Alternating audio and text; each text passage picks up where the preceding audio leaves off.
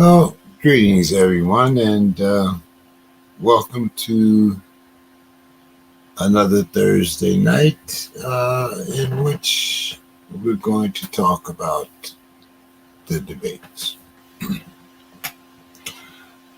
I had invited my friend, Mr.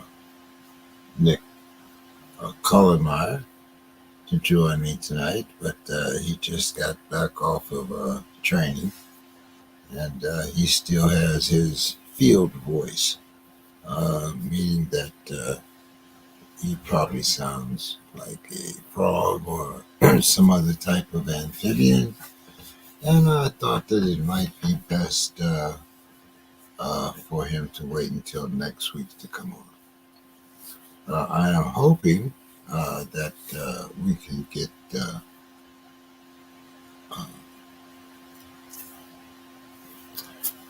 Captain Carroll on the show before we check out. Uh, as you, a lot of you sports people know, Bill is on my sports show, the Sports Crib. But he was, as a lot of you also know, Bill was a captain in the Army Rangers. So I was excited to try to get those two military men on the show, but it looks like I won't have that show now. Um, so you might have to listen to me for about the next 30, 35 minutes or so. And hopefully, uh, I put up an open mic um, to the show. Uh, I have so many uh, conservatives coming at me on the different Facebook pages. So I pasted an open mic. And as usual, it seems like, well, you can see that uh, paper tigers and all. So, anyway, um, I will talk about how I felt about the debate. And if somebody happens to come in during the next 30 minutes or so, I will bring you up and we can go through the various questions. And it doesn't matter whether you are a Democrat, an independent, a Republican, a conservative, a liberal. Uh, I think this is an election in which we need to talk to one another. And those of you that are looking at me, because you knew me in my youth and know that talking was not one of my strong points, I would sit back and I would listen. But as far as talking, uh, I would say it probably cost me more than one relationship. But enough about my personal life. The first question that I always ask anyone that came in on this particular program about the debates were, what questions did you, or what subjects, I'm sorry, uh, did you think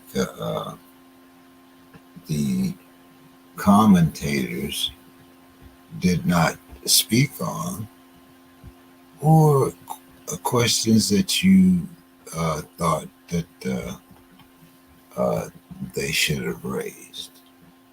As a matter of fact, uh, let me pull up the exact question here. Uh, my first question is, in your opinion, what were the most important topics addressed in the debate and the most important not addressed? And I'll go through the first one first. What was the most important topics addressed in the debate? And I thought that the most important topics that were brought up were actually education and when you talk about education, I'm not just talking about preschool children. I'm also talking about education in the form of trades or vocational education. Something that I think that is missing in our school systems. Now, funds have been cut to public schools, and a lot of public schools do not have full-time classes. And what I mean by that is you have half the kids going to school at one time, and you have another half of the kids going at a different time. Now, some of this is due to overcrowding. Some of this is due to uh, gerrymandering of educational lines. And some of this is due to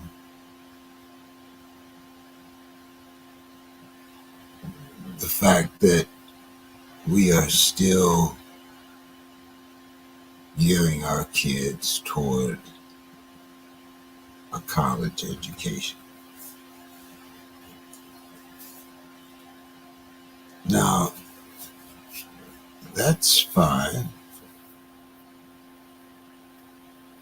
but there are the other kids that are maybe not as smart, maybe are not interested in having a white collar job. Maybe your son is a gearhead. Maybe your daughter uh, has decided that she doesn't want what we consider the normal education of women. Maybe she wants to be uh,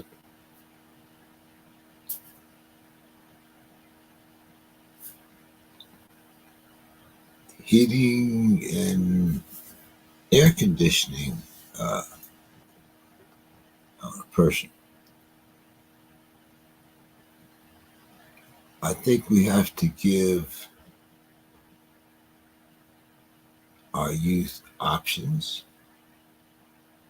You see, the military is no longer an option like it used to be. You know, now you have to pass tests. You have to go to. You have to get to a certain level. And I understand the recruiter tells you this and that, and the other, and it, perhaps if he's not making, his uh, quota, and it's coming to the end of, you know, uh, his quarter, he might push it for you through.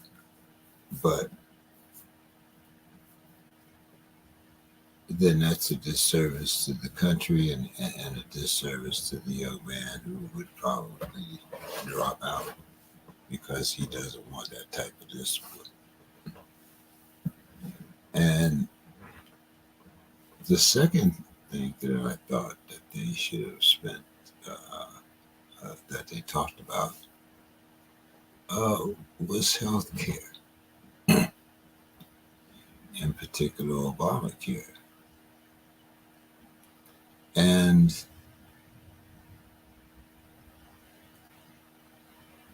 when they did talk about it, I thought that Tim Walz missed an opportunity because when they went back and fact checked J.D. Vance on his statement that Donald Trump tried to save Obamacare, I thought that Tim Walz should have taken advantage of that moment. To me, both candidates came off kind of vanilla.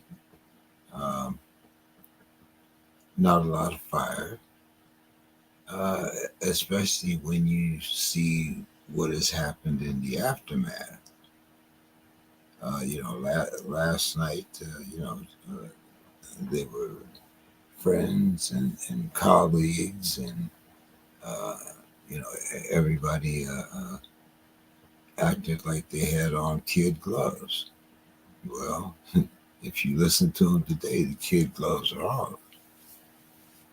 Um, I'll go on to the second part of that question and talk about the things that were not addressed. And I was not satisfied on the way that they handled the questions of one, veterans and VA and veterans health. Because if you have been in the veterans health system, you know that it is very much overcrowded, especially in cities where there is not a military presence. If you live in San Diego, if you live in say, somewhere in the Great Lakes, near the Great Lakes Training Facility, if you live in Norfolk, Virginia, uh, you know, uh, then the sense of a military presence to me brings big advantages. It's one of the reasons why I moved out here from Pittsburgh, because out here in San Diego, I can go to the VA Medical Center, and if my appointment is at 8:15, I know that if nobody sees me by 8:30, I can actually talk to someone and get a solution to my problem, and in most cases be seen by 8:45. Unlike where at the VA Medical Center in Cleveland, Ohio, you could get an appointment and have to drive from Youngstown to Cleveland, a 68-mile drive each way, get an appointment for 9 o'clock in the morning, and be told at 3 o'clock your doctor has left and you need to come back. So now you take 68 miles going back, and then the next morning you take 68 miles there, and since you're a holdover from the day before, you will probably be seen by noon or somewhere around it, 11ish. Okay, and then you take the 68-mile drive back.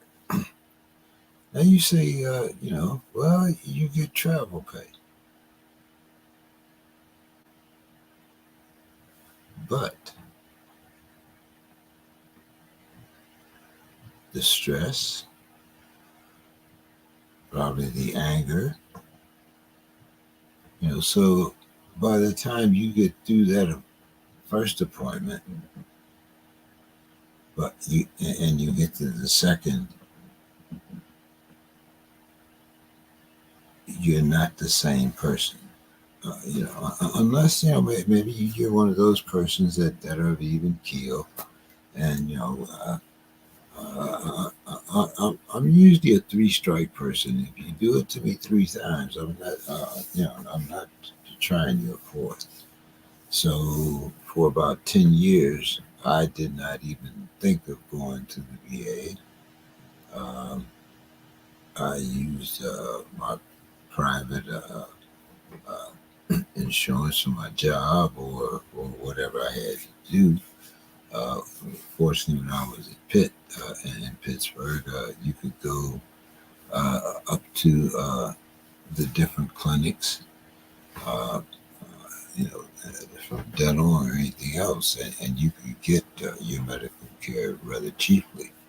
Uh, but like I said, it depends on your situation. So I was, uh, I thought the moderators in this case did a very good job.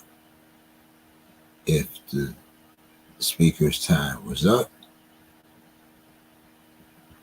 they gave him, the warning, your time is up, and uh, you were either, silenced, or they went and they went on to the next candidate.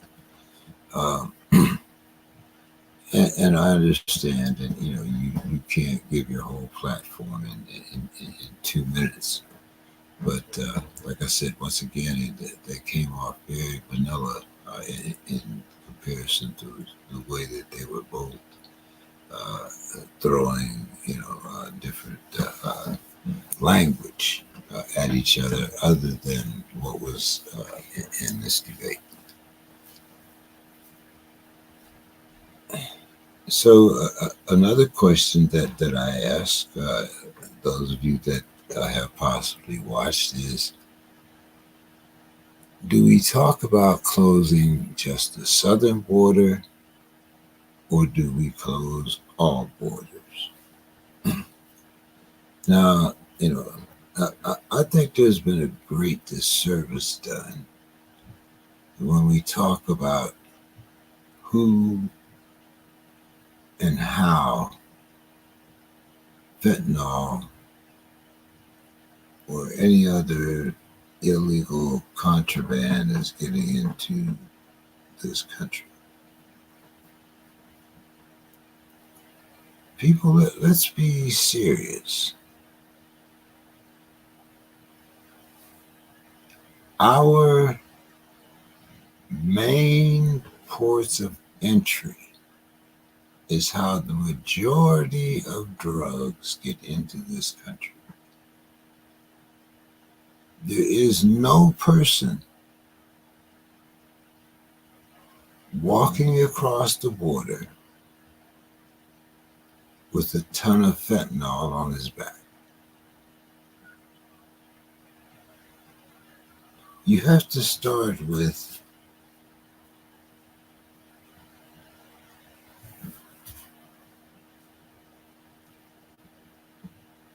trucks and trains deliver the majority of the goods that we use. Do you think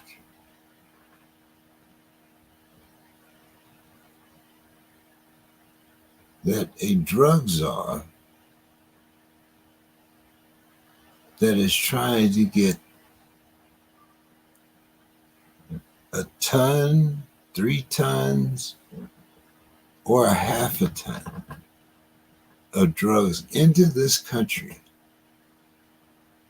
is really trying to strap it to a person?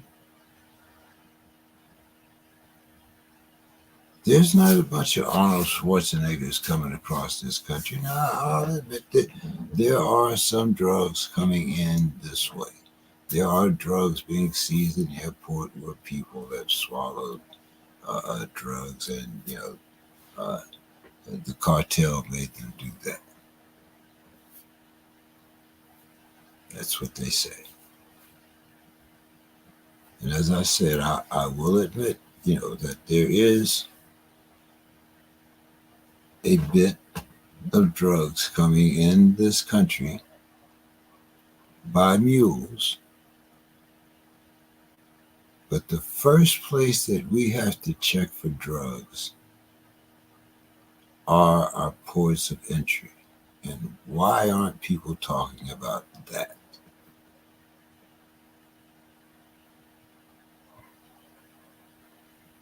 Right now we have a strike, and we have ships that are waiting off, San Francisco, Long Beach, if you're on the West Coast, New York, Baltimore. There are ships out there waiting to be unloaded, but there's a longshoreman strike. Now, whether or not, this devastating hurricane Elena is going to speed up, the distribution of these goods that are out there on ships, we have yet to see. So, when you start talking about the drug problem, to me, I don't want to hear so much about immigrants as what are you going to do at the ports of entry to stop the flow of drugs?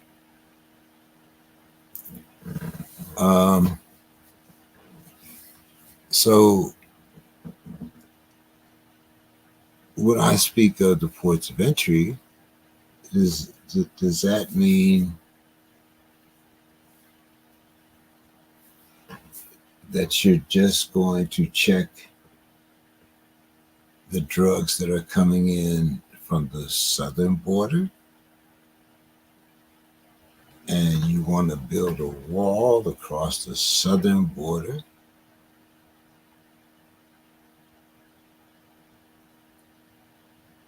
So what about our northern border?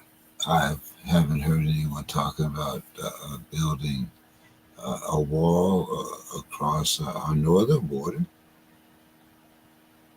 And just like there are places, I'm sure, along our southern border, there are places along the northern border that are marked by a stick, a little white stick, and you can just walk across. Especially if you're in some of the wilder places of probably say Wisconsin, Minnesota, any of those northern states where you have dense forest and woods. So, do we build a wall across the northern border and make Canada pay for it?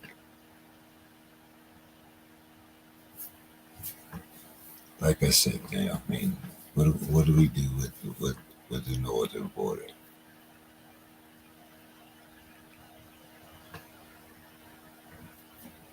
Okay. Um,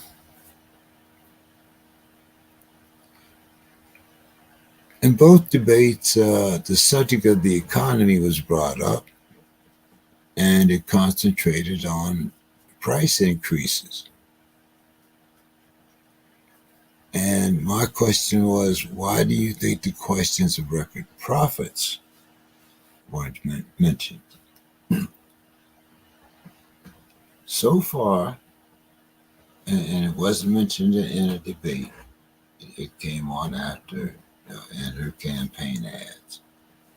So far, Camilla is the only one that I have seen that has actually put forth a plan. Um, During the debates, 45 said he had a concept. And when asked, JD couldn't tell us what that concept was. Now, I think, the young man brought up before, if you were watching some of the different clips that came out of the debate, and they were showing different audiences and asking their opinion. And as the young man said, uh, if you had a civics class, you know that the vice president is rather handcuffed. He has to present these things to the Congress or to the president and then bring them up as a bill like everyone else. The vice president cannot simply have a news conference in the morning and say, I'm signing this into law. No, he doesn't have that much power. So a lot of these things that we're asking these vice presidential candidates, their position really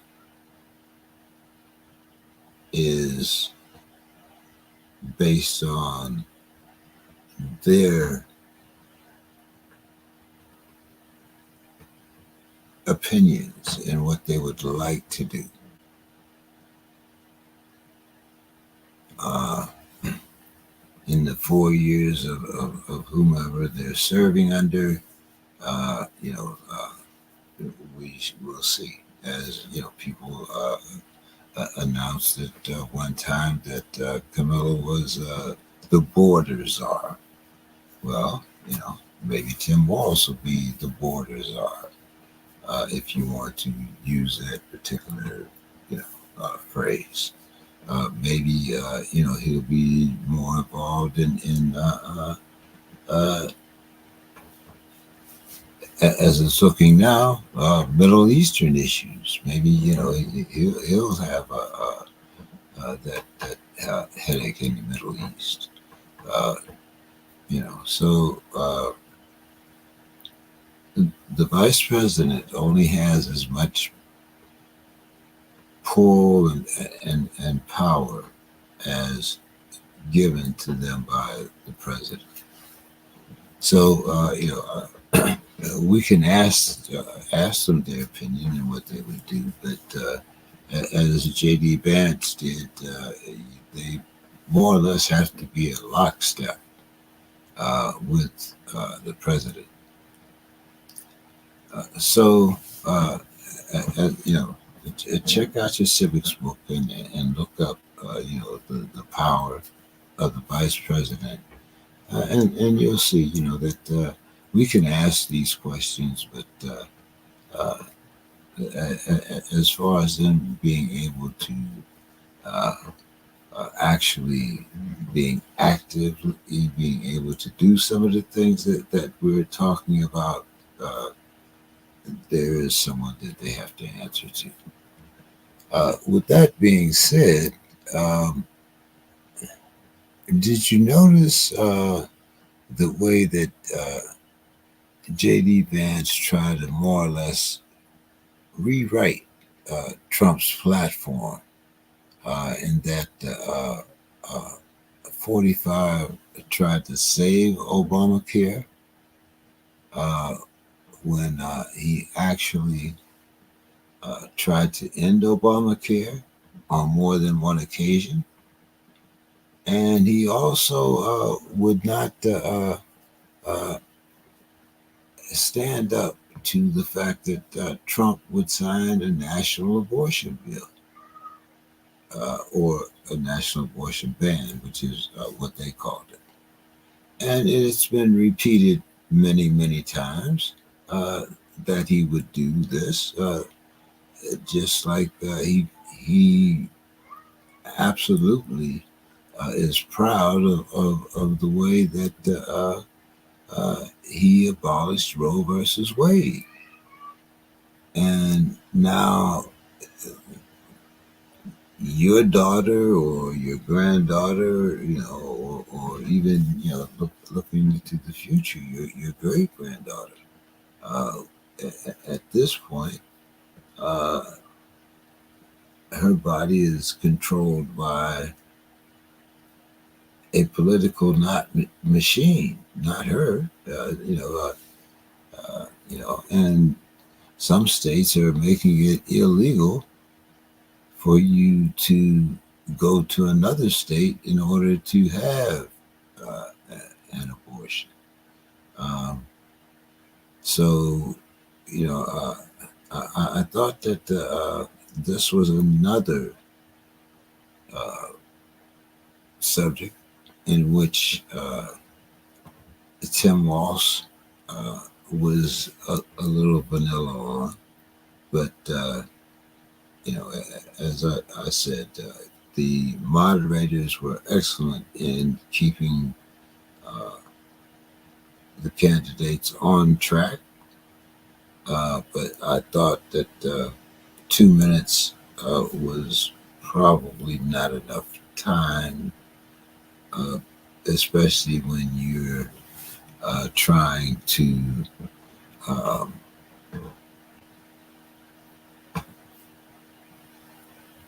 give a non answer,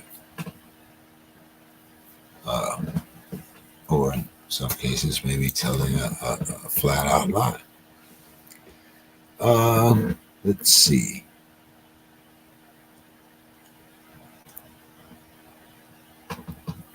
Do you think that Tim Walz should have been stronger when talking about the homeless problem? And here's another uh, problem in which I think that we handled in an entirely um, idiotic way.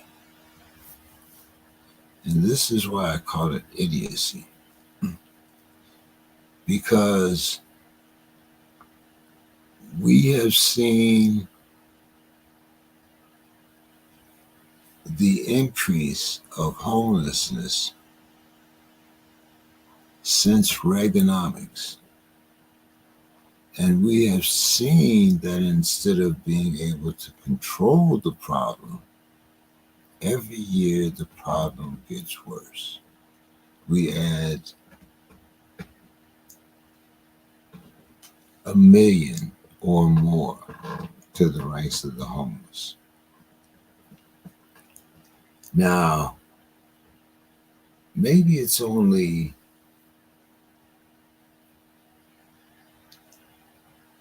a small percentage of those that have mental issues. So if that's the case, then let's talk about what we should do. And first, let's address the problem of getting these people off the streets. Now, just like the chronically ill, the chronically homeless are going to be out there. But I have been here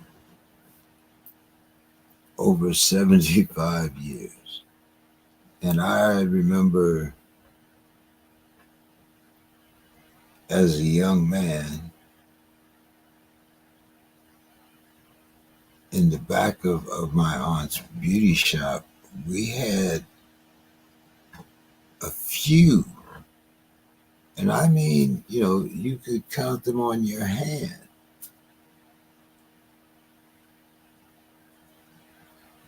And we called them bums. Some of those people had mental issues back then, and some of them didn't. But of course, then your family could turn you in, and the psychiatric hospital would actually pay money for you to bring them there as a patient. But that's another story. But anyway, getting back to today's problem. We have numerous abandoned buildings and lots. In Detroit, you have lots from the 1960s riots that are either overgrown with weeds or just sitting there. And in Los Angeles, you have the same thing. You have lots that have been sitting there since the riots in certain neighborhoods. And I'm sure you can go to each city and find these.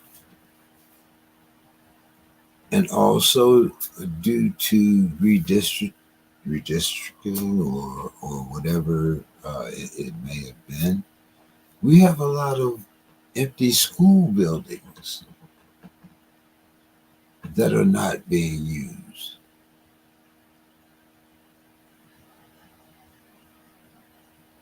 Broken windows.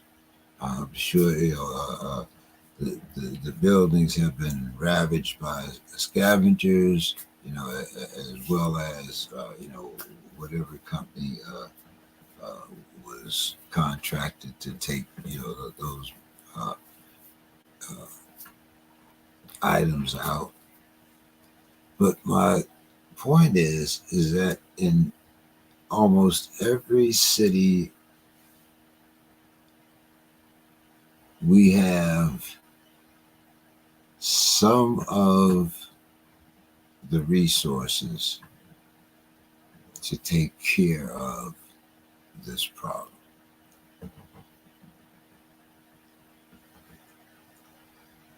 I'm seeing families. I'm talking about women with their children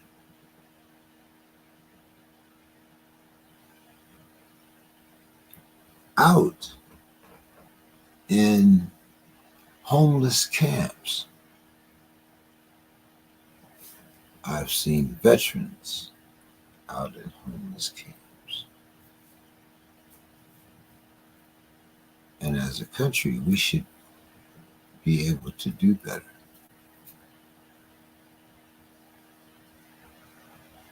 But let's also remember that this is just not a problem here in the USA. This is a worldwide problem. So you can't blame this on, well, the guy's only been there. He's been in, we elected him, and the guy's been there for 4 years. The guy inherited the problem, just like the person before him. And if we stop looking at the homeless problem and how much money I can make off of it, instead of looking at them as human beings and how can I help my brother, the homeless problem will continue to exist.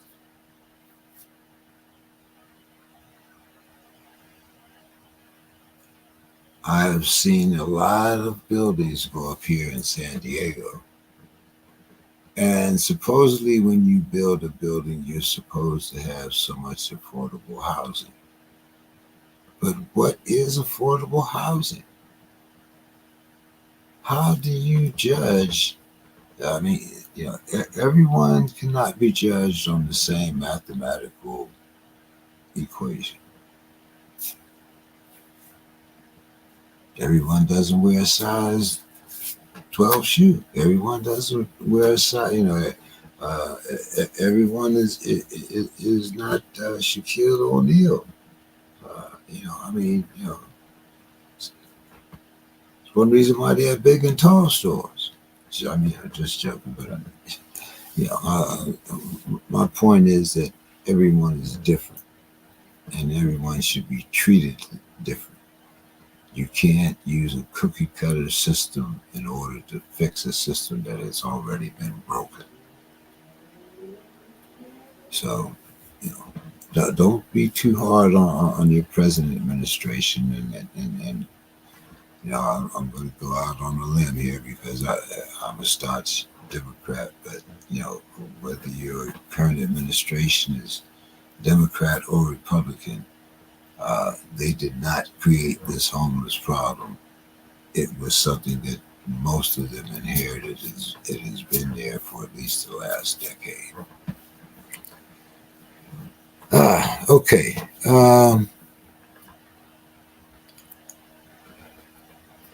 Let's see. I think I have just a couple more questions here. Okay. Did J.D. Vance refuse to answer the moderator's question concerning the 2020 election?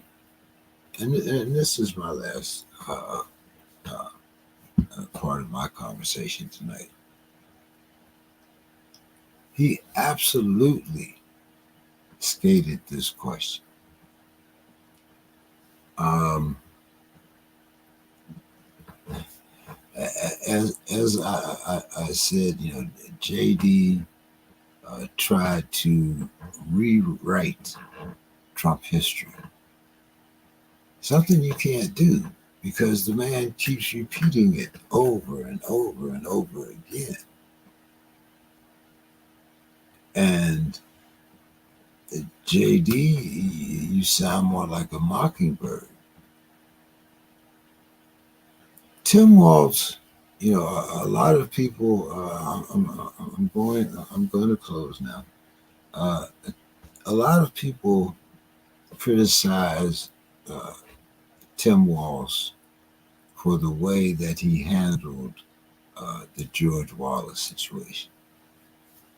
Some say he should have sent the National Guard in much sooner than he did. My answer to that is I think that the governor, even though he had the power to overrule the mayor, gave the mayor enough time, or at least, as you keep saying, as the Republicans keep saying, we can solve our own problems. We don't need at the administration to come in and take care of us. Well, I think Tim Walz followed that blueprint until he saw that the mayor's plan was ineffective.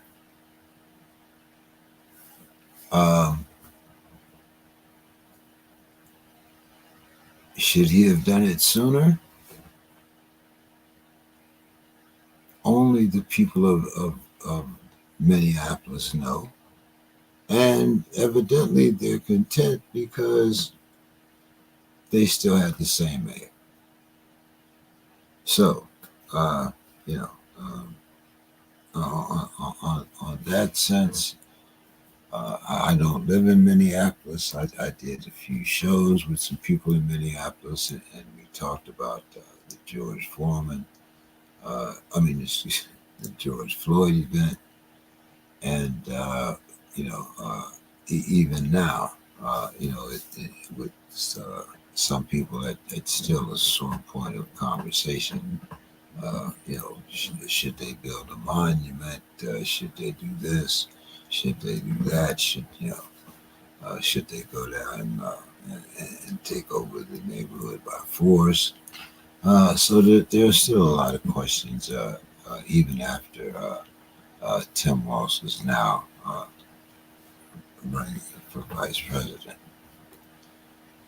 Um, as I said, my criticism of Tim Walz was that he was just a little too vanilla. As far as J.D. Vance came across as, that little. Okay, once again, I might get in a little trouble here, but that little sneaky white boy in class, the one that would throw something and then put his head down, before the teacher could get her head around, and she'd blame it on somebody else. Um, he was that little choir boy, or that little altar boy that was always up under the priest because he was a little, I don't know what that. Now that I've grown, I call him an asshole, but you know, uh, the type that just, they're just a little too squeaky clean. But then when he gets out on the road, you get the real J.D. Vance. Now, the people of Ohio elected this man senator, so he does have some appeal.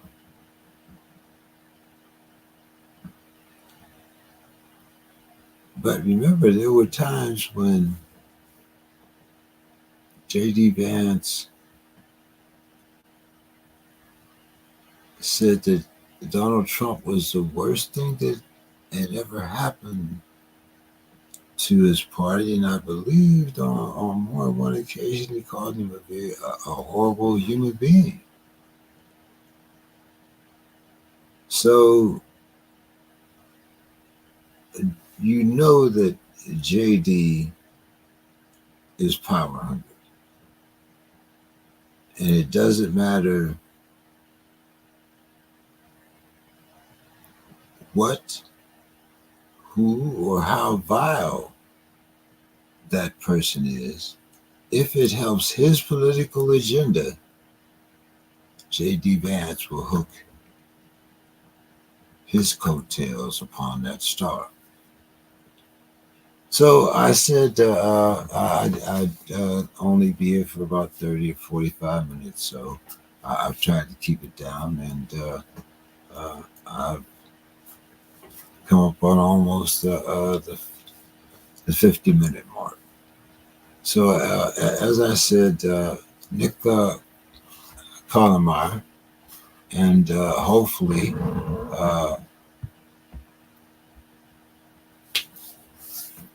Mr. Carroll will both be available next week, and we can talk to both of these military officers and get their opinion on the debates, the same questions I just asked. And I've invited a few other people to come along. So thank you for listening tonight. And I promise that next week I will not be here long, um, even if I have to bring my cat with me, and I don't have a cat. But even if I have to if I have to hog tie someone and bring them, because we have 2 more weeks of this particular series. And on the 24th, I have a very special program. I've invited ministers of different faiths to join me, and we are going to go through a special program with just the ministers uh, uh, representing. And that program is on the 24th of this month. So the 10th and the 17th, the 10th we definitely have a program. The 17th is a maybe right now. But the 10th and the 24th, you can definitely count on. And I'm going to be really pushing the project on the 24th. Uh, I have at least one conservative minister uh, that, well, hey, no more teasers unless you watch next week. So have a great night, everyone. And think of us, think of everyone in uh, the area of this great natural disaster, and make sure you have them in your prayers. Uh, Hopefully, you don't have any family members, but if you do, our thoughts and prayers go out to you. And maybe that's another subject that we'll tackle next week on the response to this great natural disaster and climate change. Some people say that the reason why this hurricane was so big and uh, had so much damage was due to climate change. And I'm sure that there's going to be some discussion of that within the next coming week. So look for that to be maybe a topic of debate next week. So have a good night, everyone. Enjoyed having everyone here, and thank you so much. Have a great night, and have a great weekend. See you next week.